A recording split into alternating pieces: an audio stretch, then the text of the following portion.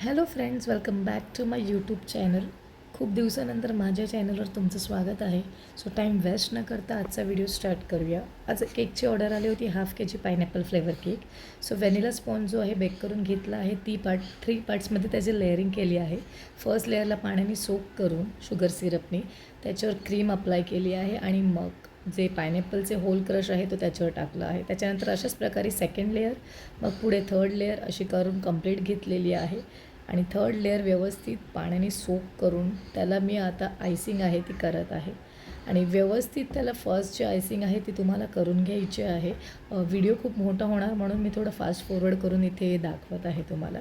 So त्याला proper icing करायची आहे. जसं आपण आपल्या फेसला प्रॉपर मेकअप करतो तसं आपल्या केकला पण प्रॉपर मेकअप करायचं आहे, पण आयसिंगने.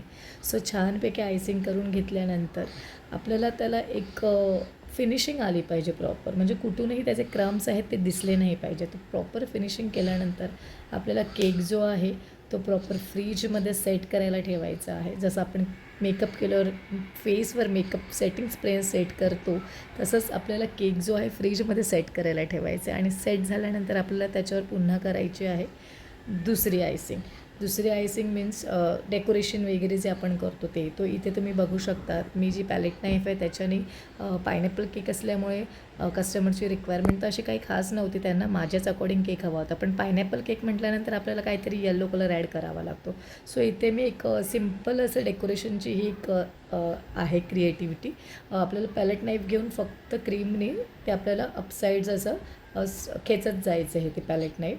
आणि तुम्ही बघू शकता एंडिंगला ते असं जे आहे केकवर छान अशी एक डिझाईन येते. आणि मग मी 2 कलर इथे क्रीमचे ॲड केलेले आहेत. एक आपली व्हिप क्रीम आहे व्हाईट आणि त्याच्यात थोडासा येल्लो कलर. आणि असं करून मी ते 2 टाईपच्या क्रीम्स म्हणजे फ्लावर्स तिकडे डेकोरेट करत आहे.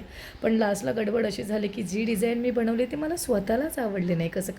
असं कधी कधी होतं आपल्याबरोबर, राईट. सो मग मी काय करू, मग मी काय केलं, माझी मुलगी पण म्हटली मम्मा नाही चांगली वाटत. सो मी ती डिझाईन पुन्हा जी केली होती फायनल डिझाईन ती काढून टाकली वरची. आणि मग मी तिथे एक पुन्हा नवीन डिझाईन क्रिएट केली. तीही आहे माझी नवीन डिझाईन. काही लोक खूप पॅनिक होतात, अरे यार डिझाईन खराब झाले तर दुसरी डिझाईन कशी करायची. सो असं पण मी तुम्हाला एकदा क्विक रिव्ह्यू दाखवणार आहे. पटकन अशी एक व्हिडिओ दाखवणार आहे की ही डिझाईन नको आहे तर ती कशी काढून आपण त्याच केकवर दुसरी डिझाईन करायची. त्याच्यासाठी केक पुन्हा बनवायची गरज नसते, फक्त फर्स्ट डिझाईन ही नवीन टाकायची. सो माझा एक व्हिडिओ आवडला असेल तर लाईक करा, चॅनलला शेअर करा आणि सबस्क्राईब